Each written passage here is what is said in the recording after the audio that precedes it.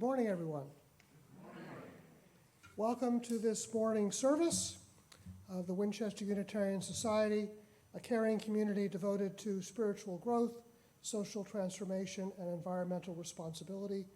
And as a welcoming congregation, we affirm the full inclusion of people of all sexual orientations and gender identities. As Unitarian Universalists, our faith does not require us to believe in any particular tenet or creed, and among us we believe many different things. As the first minister of this church society, Richard Metcalf, put it so many years ago, quote, "We do not regard even the best creed as final. We look for new truths and new statements of old ones.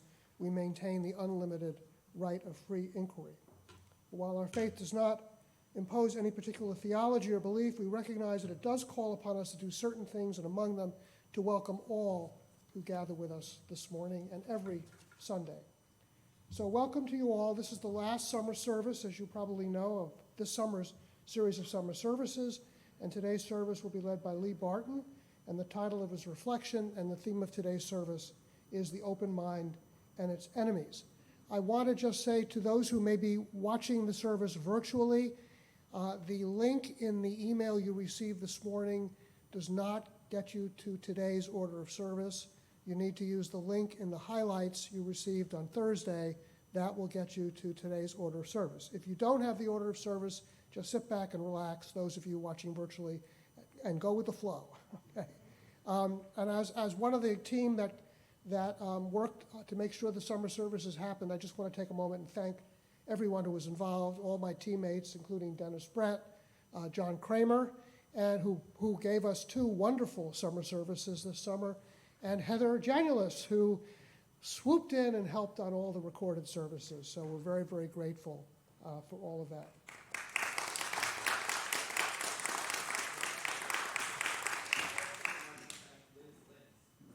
Oh yes, Liz Lynn. Right, Liz Lynch, Liz. And of course, to all of our video people who make all of this possible.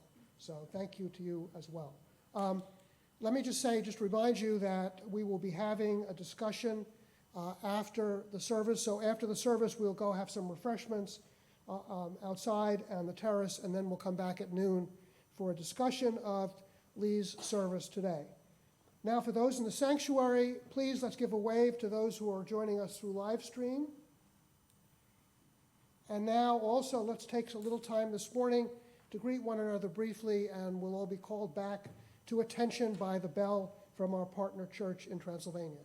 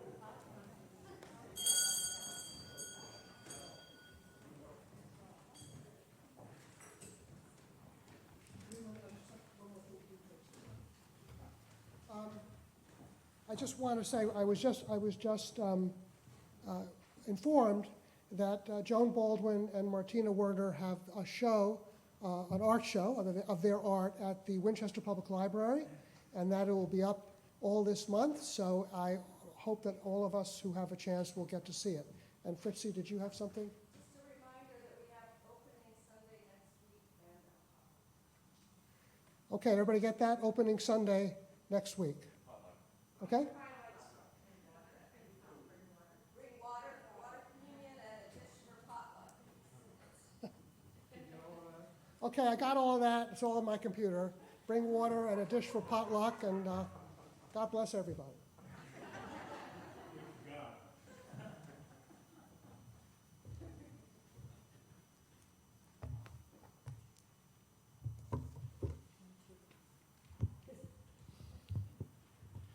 Our opening words are from the book When Prophecy Fails by Leon Festinger, Henry W. Rieken, and Stanley Schachter.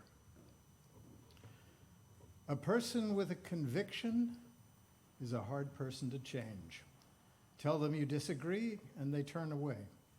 Show them facts or figures, and they question your sources.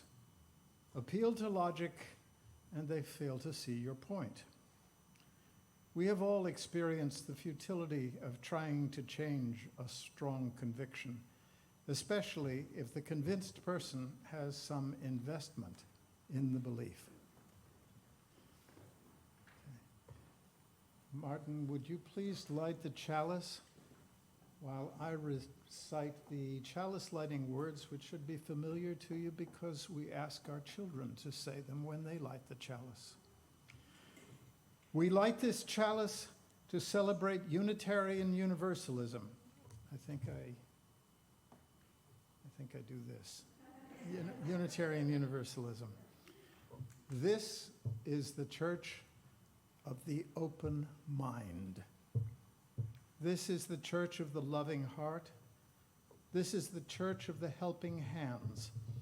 May the light we now kindle inspire us to use our powers to heal and not to harm, to help and not to hinder, to bless and not to curse, to serve you. And for all these things and each and every one of us, our chalice is lit.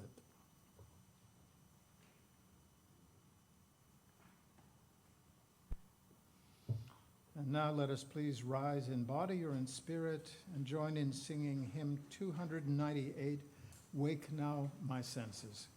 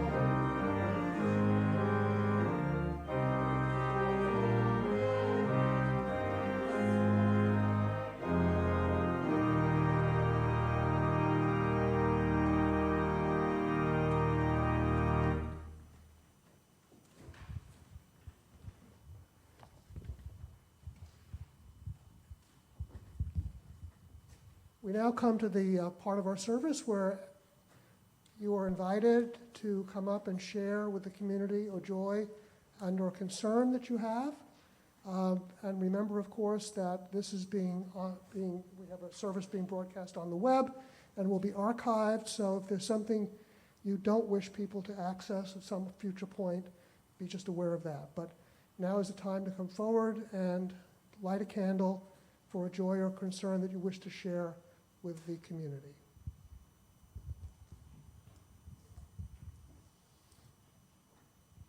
Oh, and I should say, after that, we'll have silence.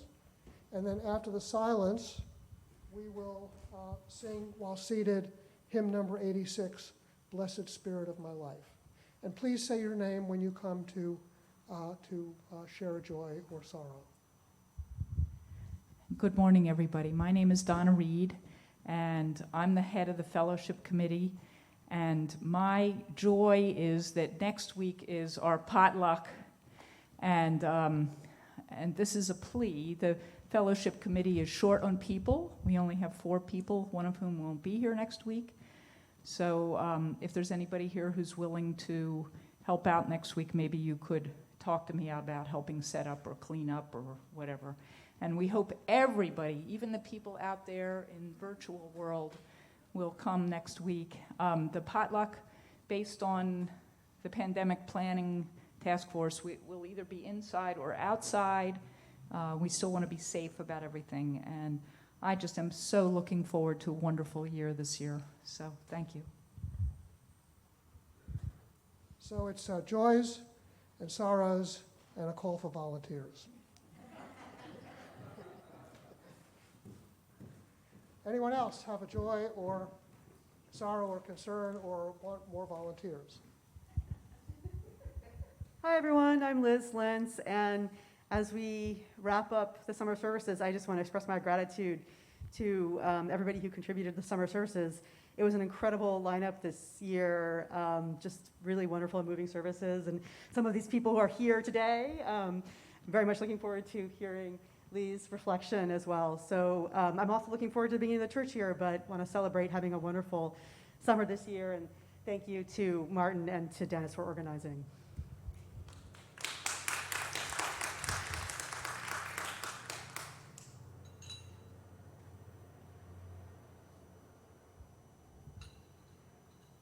Anyone else?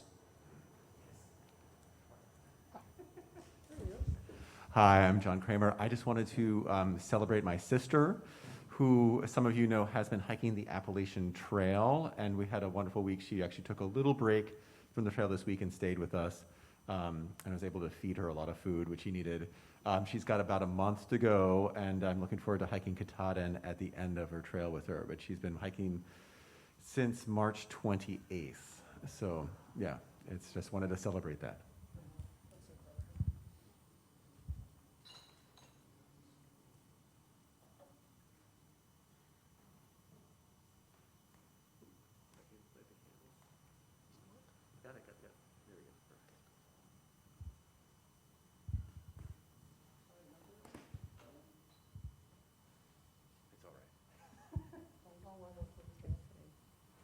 Hi, I'm Fritzi Nace, and our family has celebrated 2 children now headed off to college. I just want to celebrate all the kids that are starting a new school year and hope that it feels a little more normal and goes well, and we can all just feel strengthened by community together.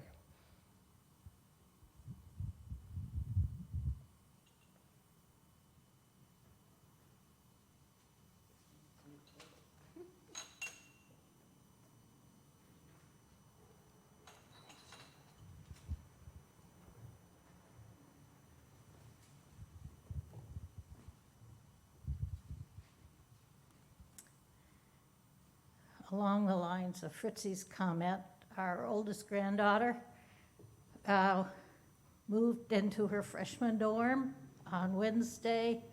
On Saturday, she was back home with COVID, so I'm hoping for quick healing.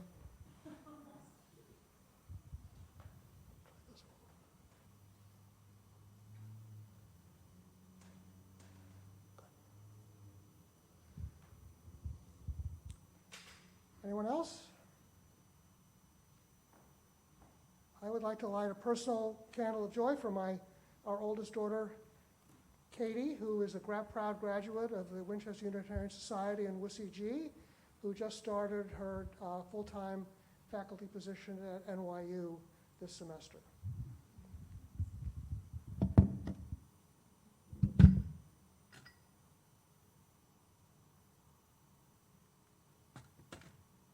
And finally, I'll light a candle for all the joys and sorrows and calls for volunteers that people have in their hearts.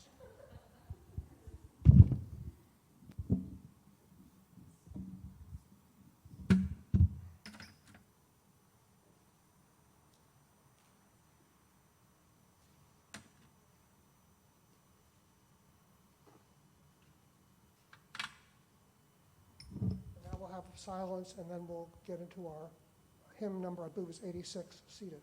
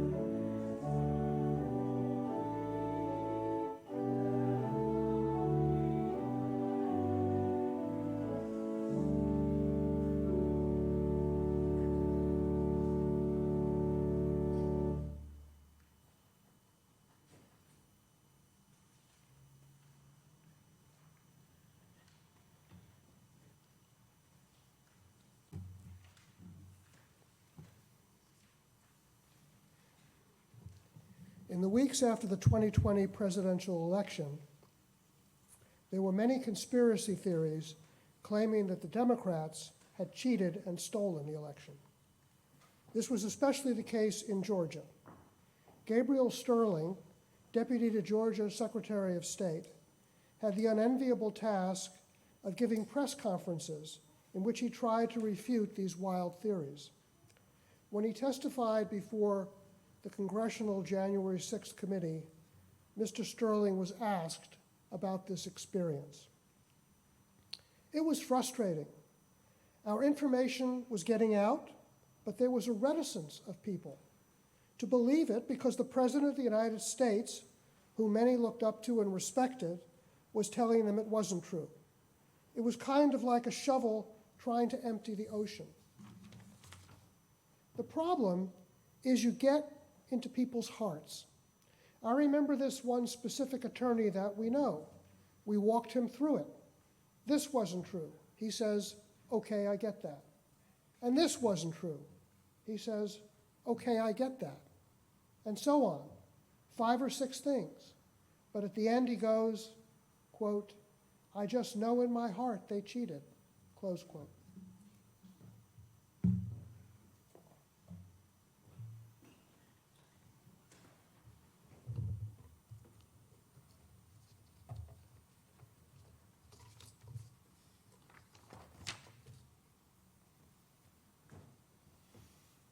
We are the church of the open mind. You've heard that before. It's something we teach our children. One of the very first things we ask them to say when they light the chalice. Clearly, if we teach it to our children, we must think it's important. So I don't think it hurts to spend a few minutes this morning asking some questions about it, such as, what do we mean by the open mind? Why do we think it's important? Why is it necessary to teach it? And what are the enemies of the open mind? Let's start with a definition. What do we mean by the open mind? Well, one way to define the open mind is to contrast it with its opposite, the closed mind. The open mind is open to new information. The paradigm attitude of the open mind is one of listening. It is curious. With the closed mind, on the other hand, the door is shut to new information. The closed mind is not listening. It is not curious. To be open-minded is to be always willing to look at new evidence. To the open mind, all ideas should be tested against the evidence. If the idea fails the test, we need to modify it or let it go. The open mind is always willing to listen, to be curious, to follow the evidence, and to abandon prior positions when they are disconfirmed. To be closed-minded is to feel that existing beliefs are precious. They are sacred and must be defended. The closed mind is a fearful, anxious mind, a mind that feels always under threat. If the evidence contradicts the cherished idea, why then there must be something wrong with the evidence. Ignore it, rationalize it away, deny it, suppress it. Let's take that as a rough definition. We teach our children that it is healthier to be open-minded. Why do we believe that? I think there are 2 main reasons. 1, we do not know everything. And 2, we are not always right. Correspondingly, we think the closed mind is unhealthy because there can be no learning if you think you already know everything, and no error correction if you think you're always right. Basically, the open mind helps us in the free and responsible search for truth, a search that is never ending. The closed mind stops the search, stops it cold. So that's my definition. And that's why I think we teach our children that it's important to be open-minded. Being open-minded is healthy because we don't know everything and we're not always right. Being open-minded allows us to learn new things and discard old errors, both about the world and about other people. So it would seem to be a no-brainer good thing, being open-minded, right? So why do we have to teach it? Why aren't people naturally open-minded? Because the open mind has enemies, both internal and external. The external enemies are obvious. Just look around. You can see powerful forces that want to shut down unwelcome ideas. In Russia, the state imprisons critics of the Ukraine war. In our own country, politicians are banning books, saying school teachers can't mention sexual orientation, banning critical race theory, protecting our vulnerable third graders from the Harvard Law Review essays of Derek Bell. At the same time, they complain that they are the victims, that they are the ones being canceled. They repeat lies and shout down competing voices. These are the external enemies. Less obvious, but perhaps even more interesting, are the internal enemies. The enemy within, the forces within us that keep us from being open-minded, that prevent us from learning new things and correcting old errors. And it's these internal enemies that I want to focus on this morning. They are insidious. They are easy to ignore, and they are also enemies that we have some power to fight. And the best way I know to talk about all this is by telling stories. My first story is from a book called When Prophecy Fails. Our opening words were taken from that book. It was written in the 1950s by 3 social scientists. It's a study of a small UFO religion in Chicago in 1954.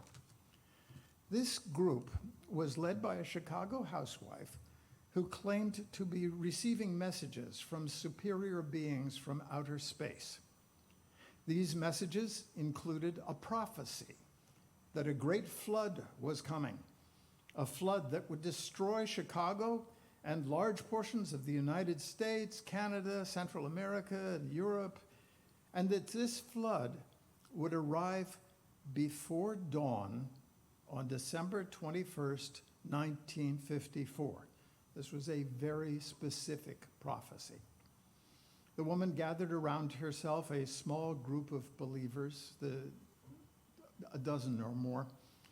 Some of these believers took significant actions that showed just how committed they were to the prophecy. They left their jobs. If they were in college, they quit their studies. They gave away money and disposed of possessions. And they prepared for their departure on a flying saucer, which they believed would come and rescue them in advance of the flood. The date, December 21st, 1954, came and went. No flood, no flying saucer, no spacemen.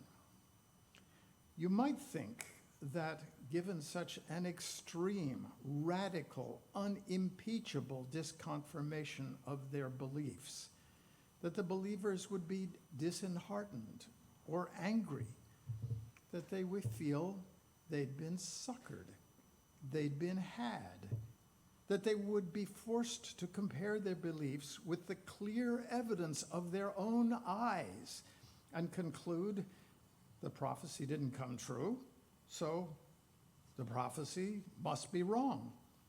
And maybe what led us to believe the prophecy is wrong too. You might think that. But no. Most of them became even more committed to their beliefs. They quickly developed rationalizations for the absence of the flood. In spite of all the evidence, they clung to their beliefs. They had invested so much in their beliefs that they couldn't bring themselves to let go of them. Their minds, in short, were closed. Why? Why were their minds so closed? Why did they cling to their old beliefs even after these beliefs had been proved so disastrously wrong? The authors of the book, When Prophecy Fails, suggest a few reasons. Some of the believers, the most devoted ones, had invested a lot in their beliefs. They'd quit jobs, spent down their savings, broken with friends and family. They'd sunk a lot into their faith. They were surrounded by fellow believers who supported them in their faith. Another thing the authors noticed, they had a lot. They were in a group that gave them a lot of support. Another thing the authors noticed, after the flood and the flying saucers failed to appear, they began to proselytize and preach to others, presumably on the grounds that if more and more people can be persuaded that the system of belief is correct, then clearly it must, after all, be correct. I really think it's good to remember this story. It shows how strong is the need to cling to old beliefs, stronger than we like to admit. And it also shows us the ways people prop up their beliefs in the face of contrary evidence. But this was just a bunch of ignorant UFO crazies. Something like this couldn't happen to a smart person, right? You've heard of Albert Einstein. Another story. This one's about quantum physics. Those of you who have studied physics already know the story. For the rest of us, I'll try and keep it non-technical. Beginning in 1905, Albert Einstein had made major contributions to the evolving theory of quantum mechanics. One of his core beliefs was that nature was deterministic, that there was a real fundamental fixed state of nature, that at any instant, every particle in nature, no matter how small, had in reality a fixed position and a fixed velocity. It was here, and it was headed this way at a fixed speed. And maybe we couldn't measure these positions and velocities exactly because we didn't have perfect measuring instruments. Maybe we could only give probabilities for the measurements. But nevertheless, in the underlying reality, the particles had fixed positions and fixed velocities. This was an old idea, one that had worked in physics for hundreds of years. But in 1926, Erwin Schrödinger, Niels Bohr, and Werner Heisenberg advanced what is known as the Copenhagen interpretation, which says that in reality, in its deepest reality, nature is probabilistic, not deterministic. There is no real fixed state of nature, only a set of probabilities. The real location or velocity of a small particle, an electron, say, is just a cloud of probabilities. This view is now generally accepted. Einstein couldn't accept it. He clung to the deterministic philosophy of nature, which had served him all his life, and he rejected the Copenhagen interpretation. Famously, he said, "God does not play dice with the universe." To which Niels Bohr replied, "Stop telling God what to do." Since then, physics has advanced, and Einstein was left behind. Think about it. This isn't some pathetic UFO crazy. This was Albert Einstein. He was a pretty smart guy. And this is science, a shared enterprise with established procedures, testability, transparency, peer review, commitment to good faith arguments. This story shows just how powerful is the urge to cling to the familiar, to ideas we have invested in when those beliefs encounter contradictory, disconfirming evidence. If it can happen to Einstein, it can happen to you and me. If clinging to old beliefs is one of the enemies of the open mind, it is one we are all vulnerable to. Being smart doesn't save you. In fact, there's evidence that the smarter you are, the more vulnerable you are, because you're more ingenious in coming up with defenses and rationalizations for your beliefs. Einstein spent years trying to come up with ingenious arguments why the Copenhagen interpretation was wrong, never succeeding. I think this is why we teach our children that the open mind is so important. It's because having an open mind is hard work. It's unnatural. It's much, much easier to have a nice, settled set of beliefs that you feel comfortable with and can rely on and never have to change. And the more you invest in these beliefs, the less willing you are to change them. This is the sunk cost fallacy, also called throwing good money after bad. People do it all the time. Say you buy a movie and it turns out to be boring. You're tempted to keep watching it even if you're not getting any pleasure out of it. After all, you paid for it. You don't want to admit you made a mistake, even if you could easily find better things to do with your time. Think of the UFO cult. Many of its members had invested money and time in the cult. They'd quit their jobs and run through their savings. They'd sunk a lot into that belief. Just think how difficult it would have been to admit that all that investment was just lost, gone, thrown away. And it's even harder to let go of disconfirmed beliefs when you're surrounded by friends who still believe them. We're social creatures. We like to belong and be surrounded by supportive friends. One of the things that made it possible for the people in the UFO cult to go on believing was that all their fellow cult members still believed and supplied them with reassuring reasons to go on believing.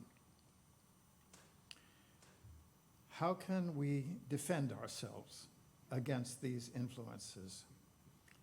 One way might be the old standby, eternal vigilance, explicitly reminding ourselves to be open-minded, always reminding ourselves to treat our opinions and ideas as provisional and subject to correction.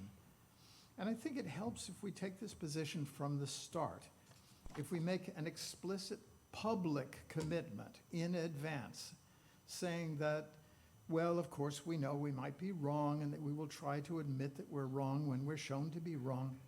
We can say things like, well, I'm just going on what I've read, and I keep learning new things, but based upon what I know so far, et cetera, et cetera, et cetera. If we take this stance from the start, then maybe we'll find that our pride and vanity is somewhat less likely to be recruited in support of whatever it is we're saying. Of course, I could be wrong. But now I want to mention one additional point. I've been saying that the open mind is always willing to look at new evidence and new information. But this evidence, this information is not just about facts and ideas, physics, economics, who really won the 2020 presidential election. It's also about people, what they feel, what motivates them, what's bugging them, what their behavior and their body language show about them. Having an open mind means being attentive to all this, which is hard. We're typically overflowing with our ideas, and we want to tell them to other people. The danger is that in our focus on our ideas, the things we care about, we can miss what's going on around us.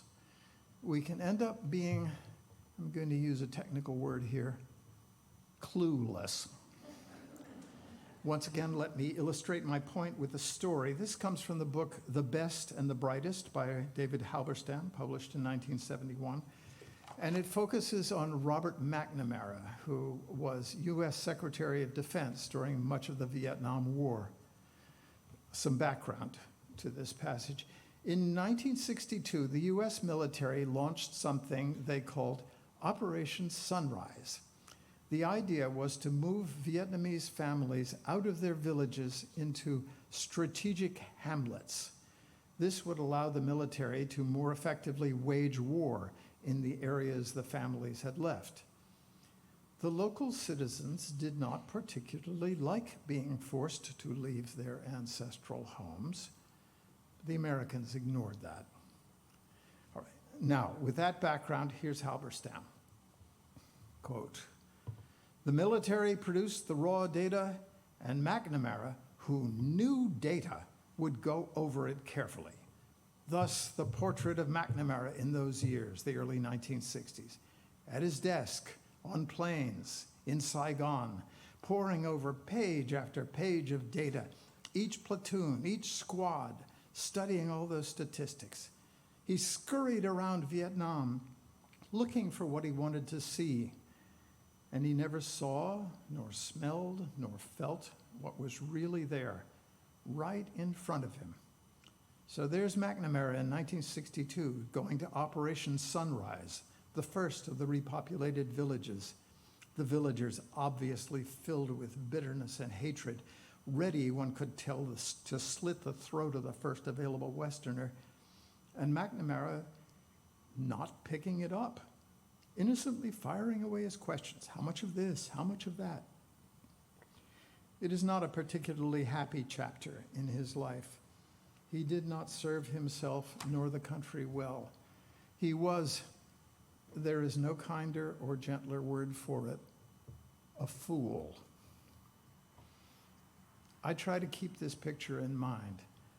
McNamara was a very bright guy, very dedicated, very hardworking.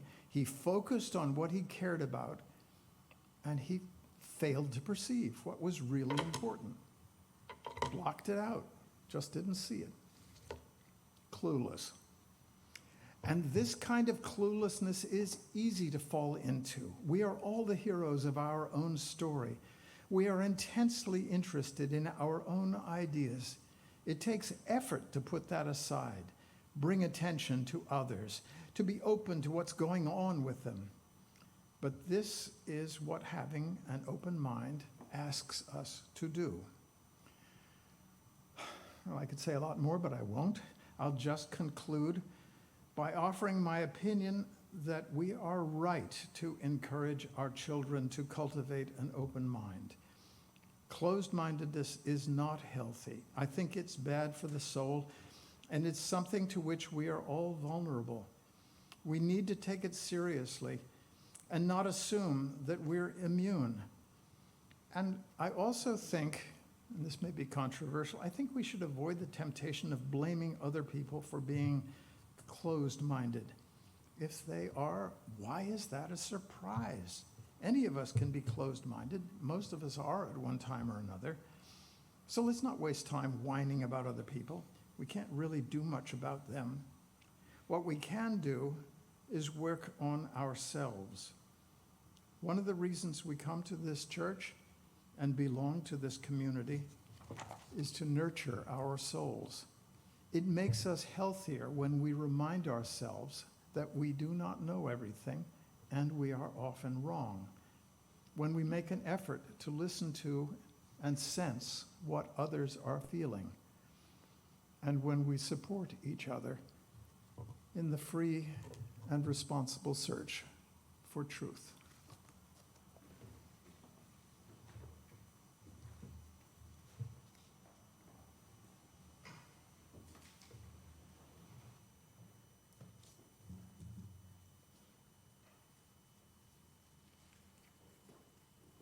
Thank you, Lee, for that great reflection.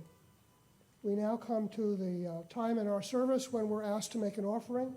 One hoped-for goal of our church is to encourage all who gather here to grow more generous in spirit and in action. And as I've often said, this is, in my opinion, this is the great end of all the world's faith traditions, to bring the human being closer to the divine by acts of creation and compassion. We now are asked to make an offering that allows us to exercise that all-important generosity of spirit, an offering that will help support this self-supporting church and its many ministries. The morning's offering will now be generously given and gratefully received.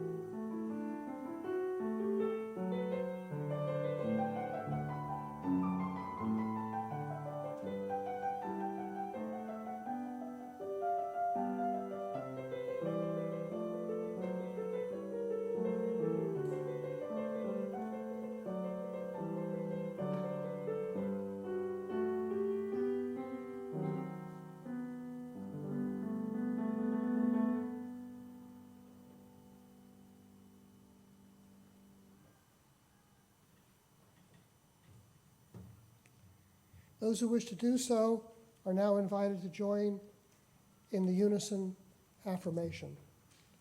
We gather not for ourselves alone, but to use our common power to build the beloved community within and beyond these walls. We create and reaffirm this covenant this day to make justice flourish, to practice compassion amidst difference, and to embody transformative love. And now please rise in body or in spirit for our closing hymn, number 142, Let There Be Light.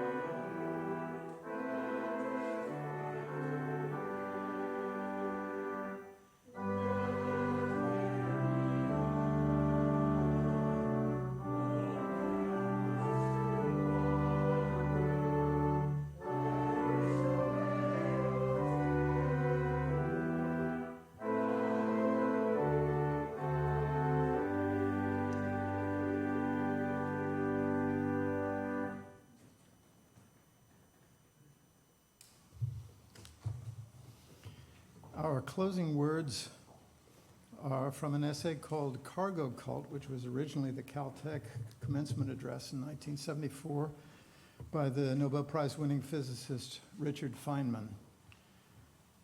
The first principle of true science is that you must not fool yourself. And you are the easiest person to fool.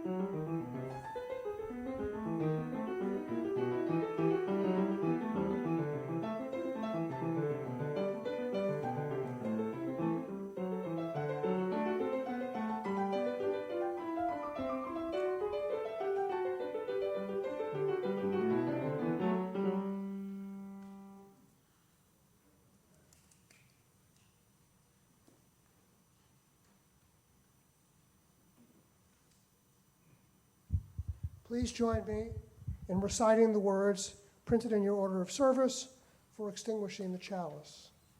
We extinguish this flame, but not the light of truth, the warmth of community, or the fire of commitment. These we carry in our hearts until we are together again. Our service is ended, but our life of service has not ended. It's ongoing. Please join us for refreshments on the terrace, to be followed at noon by discussion of Lee's excellent and thoughtful reflection.